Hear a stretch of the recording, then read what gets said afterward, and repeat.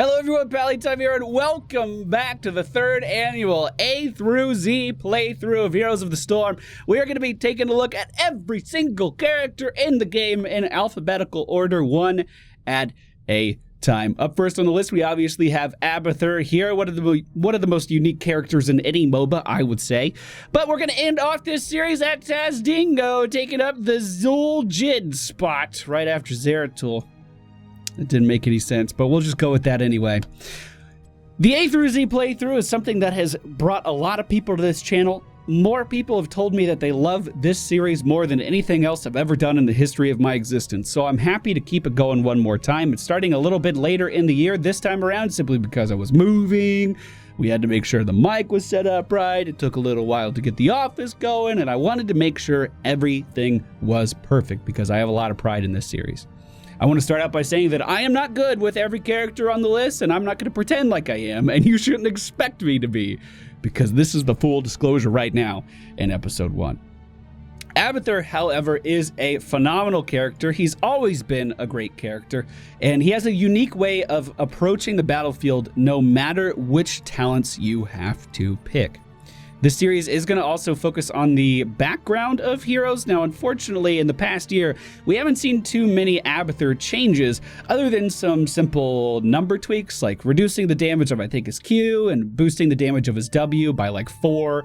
Some very, very small changes. But the biggest thing to hit Abathur was actually reclassification of certain heroes in the game for quick match rule settings. So if one team has a warrior, both teams have a warrior. If one team has a support, both teams now have a support. But there's also a subclass that is not very well advertised here in the game now that happened in the past year, and that is the sustain hero classification. I wonder if I can search for that. Nope, can't even search for that. Wow. So we have Abathur, Tyrande, Tassadar, Zarya, and Medivh. They are the 5 sustained characters in the game. So when you load into quick match with Abathur, you can expect one of those to be on the enemy team unless you are facing a pre-made. This made Abathur a lot more popular in the game. People were seeing him a lot more, and I think did a lot for him. Now, I do think that he has some of the best build variety in the game, and people are extremely passionate about their Abathur builds. If you don't go mine build, you're doing it wrong. Well, if you're not split pushing with Locust, you're doing it wrong. There is a build for every situation and a build for every player. Keep that in mind. I really do believe that with Abathur. Logical decision. Yeah. All right, ladies and gentlemen, we find ourselves on the Cursed Hollow today. The friendly team, Abathur, Artanis, what the heck, Nova, and Kel'Thuzad. The enemy team, Tazdingo, Varian Rin, Kel'Thuzad, and Samuro.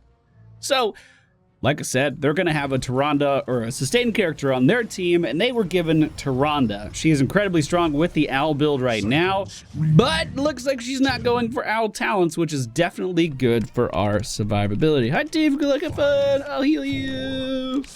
Because we don't have a support or a healer in any way, I am going to take over that role for our team and try to help them out with their sustain. We're going to do that with Regenerative Microbes at level 1. Symbiote's Carapace heals the target for 71 health per second over 4 seconds. That, of course, scales up throughout the course of the game. Abathur is a really interesting hero. He has 2 abilities by default. He, of course, gets a heroic ability as well, but 2 abilities by default. One is Toxic Nest, which allows him to lay mines around the map, which act as basically a trap for the enemy team. You want to put these in pathways and in areas that you think the enemy is going to be walking in frequently. Oh, look at that. He was on top of that. The other ability he has is the Symbiote. This is his Q ability, and it essentially makes any target that he puts his Q on the tower at which he is able to cast his abilities from. So as we have it's basically, we call it the top hat, boys.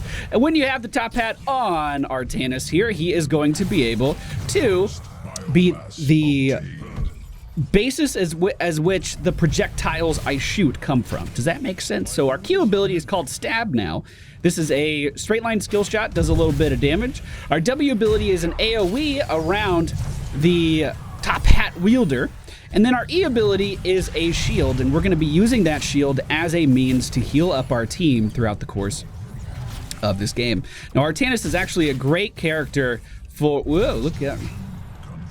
Artanis is actually a great character for us to use our Abathur top hat abilities on, simply because he's so durable, and we can make him even more durable with the talent build that we are going today. So you may be, oh, misclick. You may be noticing that I am deactivating the top hat and then reactivating again, or at least I should be doing that fairly often, because that's the best way to get shield cooldowns up faster.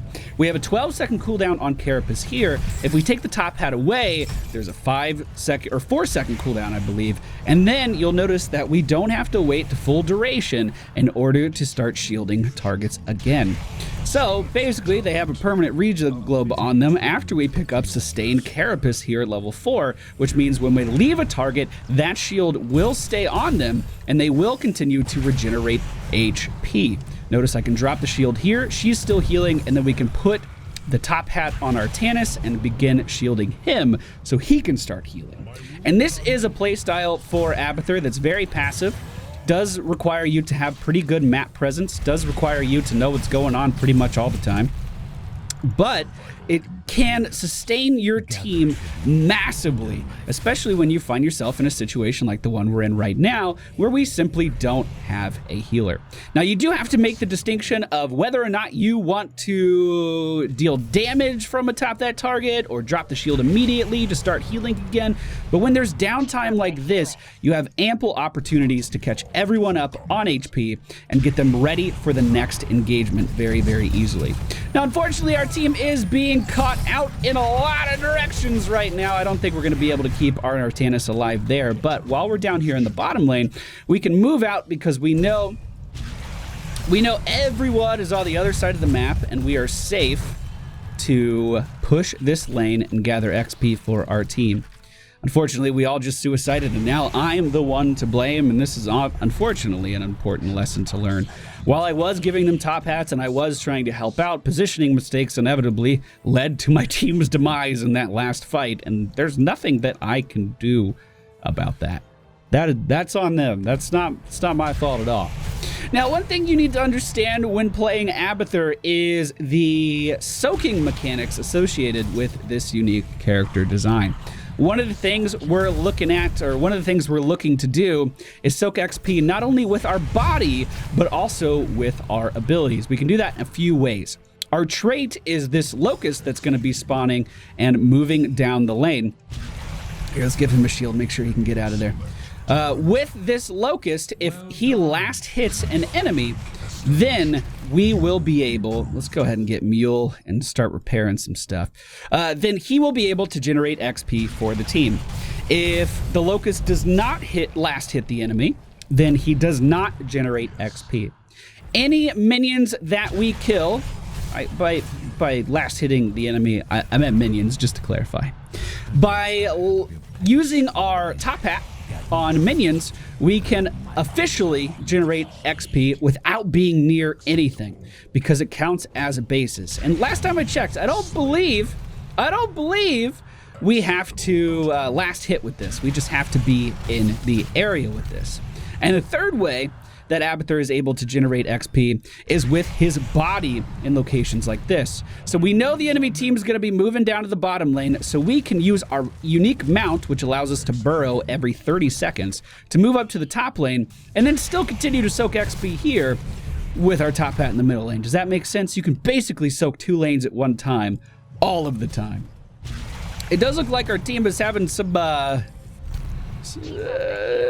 cooperation issues.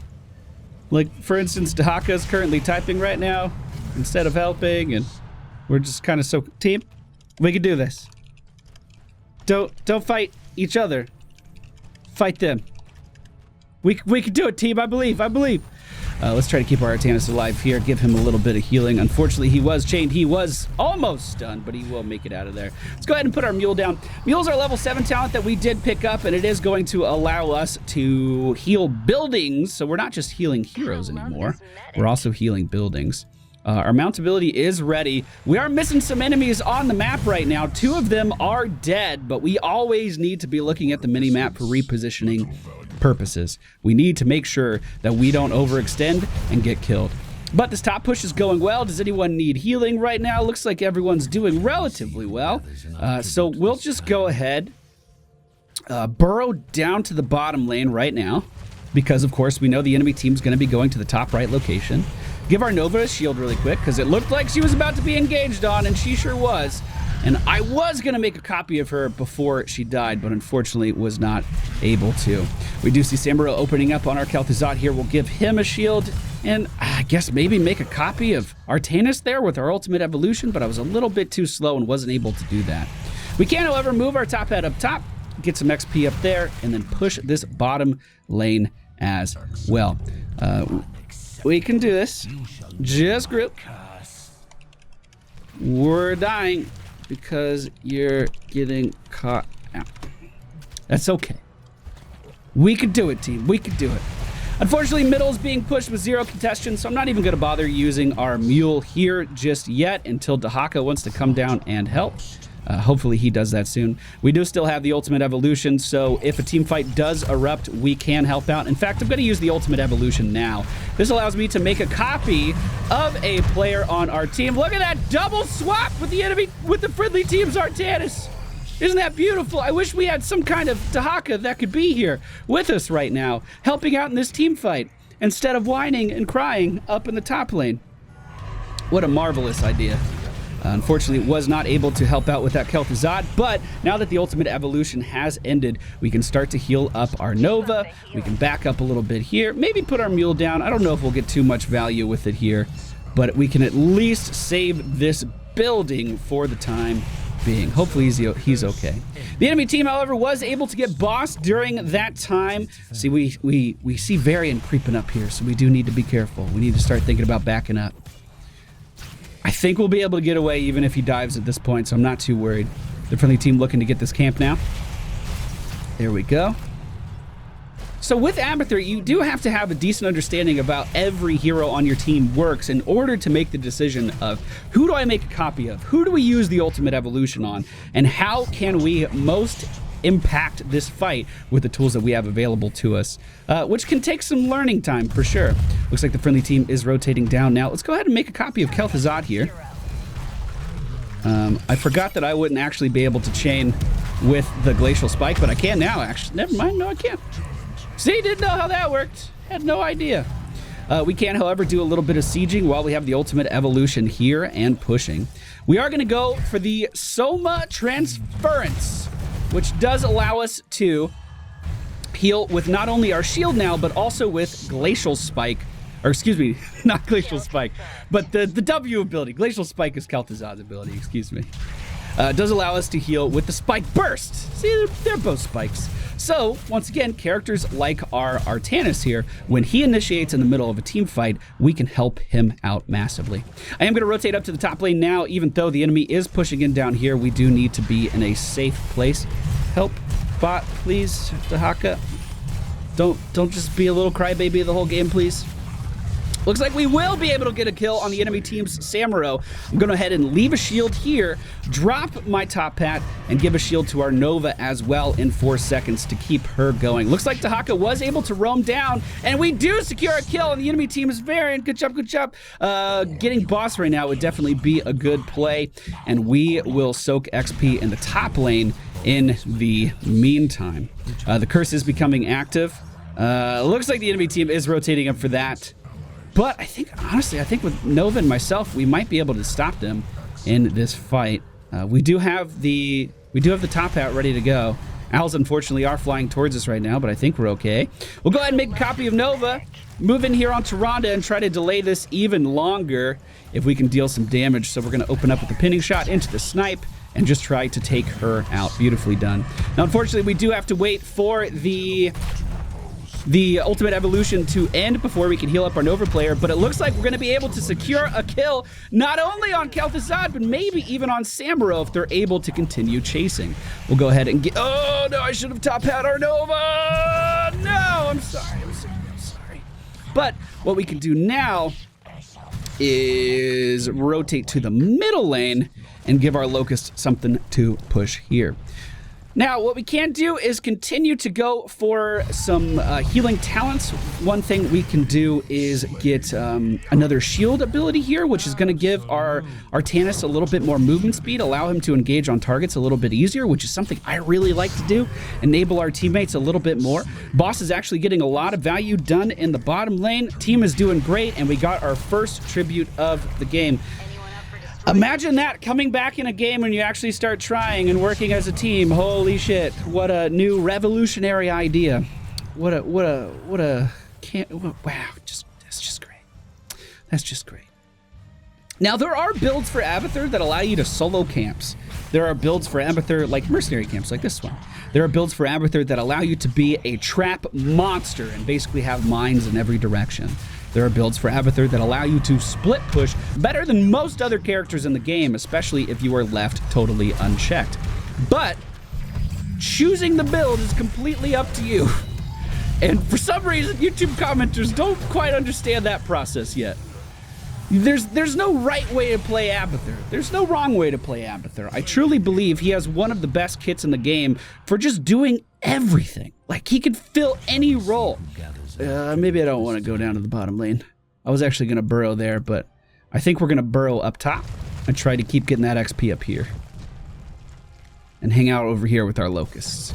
All right, we'll go ahead and try to heal up our Artanis. He is taking a lot of damage, but he is trading in the fight. Unfortunately, Tahaka was not able to move in and help him. Our Kel'Thuzad is still dead, and it looks like our team is going to be taken down as the objective is spawning. We might be able to keep our Tahaka alive a little bit longer. Remember, the Carapace does give him movement speed, but he's choosing some really weird pathing decisions here. He will be stunned and taken down, unfortunately, but I can still push this lane up top. The enemy team hasn't seen me yet. Do we need to mule anything? They were taking a little bit of damage up there. Looks like Samuro is moving in on me, so we're going to reposition maybe down to the bottom lane right now.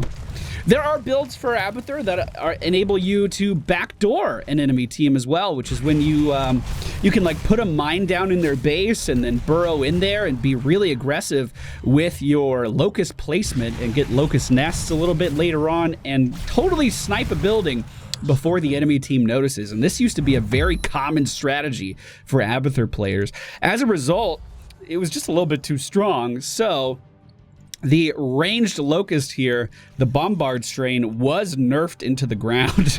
Not nerfed into the ground, but its range was reduced, so it had to actually walk in to keep range.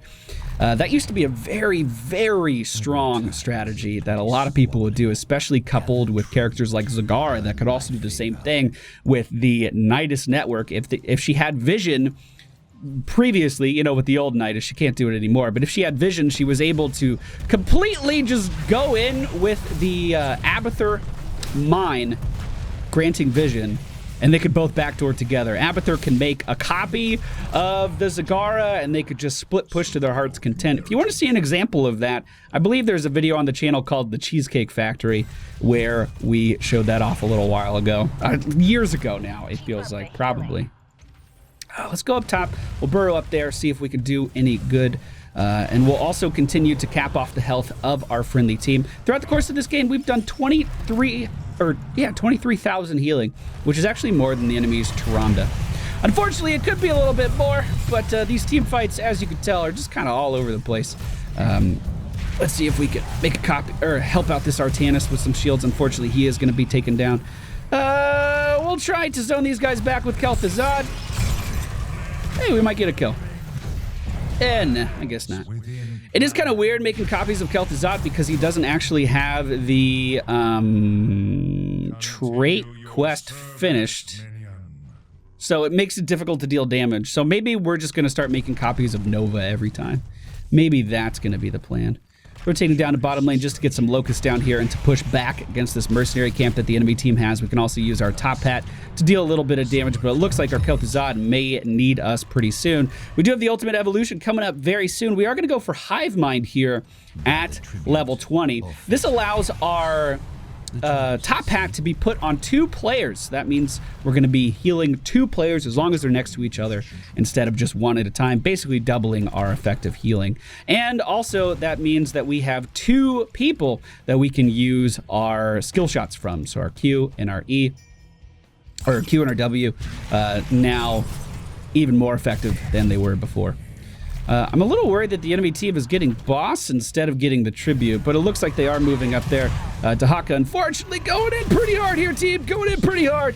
But we'll try to give him that movement speed to get him out of there. He also has some movement speed talents of his own that he can use to retreat. The team may be going back in now, but I just looked down at the bottom lane and our Artanis is trying to solo boss. So hopefully we don't need him anytime soon. We were able to secure a kill on Varian Wren, and we're going to make a copy of Nova now to try to burst down some people on the enemy team. We do kill Tazdingo. We are slowing down their Tyrande now. Snipe almost off cooldown. Will it fly true? No, unfortunately she got a little bit of movement speed and was able to get away. But our Dahaka was doing pretty good until I unfortunately got him chained. We can just heal him back up now, though. We were able to push them off the objective for quite some time, and we'll go ahead and heal our Artanis so he doesn't die as well. All the while, still getting XP in the middle lane because of our little Locust buddy here. Looks like they're still pushing in up top. We'll heal up our Nova really quick. Look at that healing. She would have no healing without me, but now she has a full life bar. Look at that. Well, you know, not full, but she's getting there. She's getting there, boys. She's getting there. If we were on a bit more of an organized team where they were grouping up a little bit more and going in, you know, as a solidified group, start grouping, boys. We don't want to late game chain deaths. Next objective is coming up. We do have our ultimate ready to go. I'm gonna use this at the start of fight, so I have time to actually heal up our allies as well. Looks like everyone's relatively healthy right now. We'll go ahead and put a shield on our Artanis, and then right before the action starts, we'll just become Nova and make sure that we're zoning them away from this objective just fine. Gonna open up on Tyrande here. We did unfortunately miss the snipe, but we are forcing 3 people out of the fight right now just by being back here and having them focus me. Tazdingo getting low on health is going to be able to run away. But look at this. We have 2 shields on our allies now, and we're healing both of them. So if they do a good job of moving in here and being the front line, we're going to be in a great position. We are going to drop the shield just to make sure our KT stays alive. However, looks like he's going to be just fine. And we're also healing Nova at the same time. She has taken a lot of damage. I wasn't able to shield her in time, but we do secure another kill underneath the enemy's towers. They're both going so deep. Our team is pushing in pretty hard right now. We don't have our ultimate evolution again, but I can rotate to the middle lane and get some XP there, get our Locust pushing there, and then start to top hat these guys one more time. They focus the same shit. We're all over the place right now. We're all over the place. We'll try to heal up our Dahaka really fast. Even though he's underground, we can give him... never mind, actually. We couldn't give him a shield. But it looks like this push has been pretty effective. Getting every keep in the game, potentially, means we're going to have a lot of catapult pressure. I'm going to go ahead and relocate somewhere relatively safe right after we give our buddy here a shield. Dahaka did go back to the base. He's getting a mercenary camp as well. So let's try to help him with some DPS here, just so he can complete this a little bit faster because he's over in enemy territory. Looks like Varian may be going for the boss here, so we're going to mine that up and continue to back up. Looks like we do have the advantage here, though, because Samuro is in the base right now. So they're not a unified front at all at the moment. Varian was checking boss. We're going to continue to lay down mines in this area to try to look for him. The team very split right now. Group team. Ooh, dodging that, dodging that. I just felt it coming. I was like, there's going to be an owl here soon. I'm going to relocate down to the bottom lane. And you'll notice at this point in the game, it does become quite difficult for Abathur to body soak XP, simply because all of the XP is in a very difficult to reach location. I have to overextend pretty far to do that, and it's in areas where we don't really have a lot of map vision right now. Group, please. You guys are you're splitting everywhere. All right, fuck it. We'll just make a copy of Nova, and we'll try to do something with this then. If they're going to split up like that, we'll try to make something work. The enemy team did get the mercenary camp located down here. That's not the real one. Looks like they're cleaning up the base just fine. Little bit of a wasted opportunity here, unfortunately. Oh, yeah. Real bad. Real bad. Oh, God. Artanis is now soloing a boss, so we got to help out with that. Very, very questionable plays here. The enemy team split off in every direction. Please, for the love of God, all you have to do is group, and we might be able to make something happen here, but they're just splitting off everywhere. I'm trying to keep Artahaka alive to the best of my ability, and I think between his abilities and my own, we're doing a pretty good job. We're also able to give a shield to our Nova, keeping her alive. That's going to be 3 kills in the boss area there, boys. And now the core. Actually, that was a whole team wipe, so let's just go kill the core. Just core. Nova. Don't run over there. Just hit the core. All right, boys. So that is Abathur. Pretty good character, pretty well-rounded character, is able to build for any situation. In today's game, I wanted to be a healer, and I think we sustained our players very well. Like I said, there is some incredibly... Was that picture messed up this whole time? Fuck! I was making sure I had everything perfect, except I messed up on the image. It was supposed to look like this. No! Okay, well, hopefully you can ignore that little mishap. I do sincerely apologize for it. Unfortunately, if people don't know how to play with Abathur, it can be very, very difficult to be effective. Get used to trying to help your team. Get used to trying to nudge them in the right direction. And hopefully, you can find a lot of enjoyment in this character because he is very, very unique and very, very fun. Like I said, there's talents for every situation you can think of with Abathur, and he can fit into a lot of teams that you may not expect. But what we did today was Regenerative Microbes, Sustained Carapace, Call Down Mule, Ultimate Evolution, Soma Transference, Adrenaline Boost, and Hive Mind. Simply trying to get as many shields on our team as humanly possible. Things I could have improved on in this video is simply using the Ultimate Evolution at the beginning of fights, and then trying to get value, trying to go deep, trying to kill those isolated players in the back, and then going back to the mentality of trying to keep everyone shielded after. Because of course, that Ultimate Evolution is just a free hero on the battlefield. You don't necessarily need to keep it alive. And if enemies are using abilities on that, it means they're not using abilities on your allies. But hope you guys enjoyed the first episode of the A through Z series. Unfortunately, not too many changes to talk about with this particular character. But up next, holy shit, this is the first time we're going to see Alarak in this series. He was released after I started last time, so we didn't cover him. We didn't go back because it's supposed to be a snapshot of the game, you know, as I'm covering it. But he's been changed a lot, so I guess we'll have a lot to talk about. Thank you all for watching. Hope you enjoyed. Sorry for the image thing. I feel so oh, God, that sucks. Sorry for the image thing. Hope you guys enjoyed nonetheless, and I'll see you all tomorrow.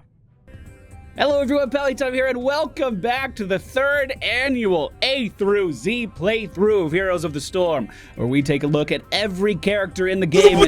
Whoa. That scared me. I didn't like that.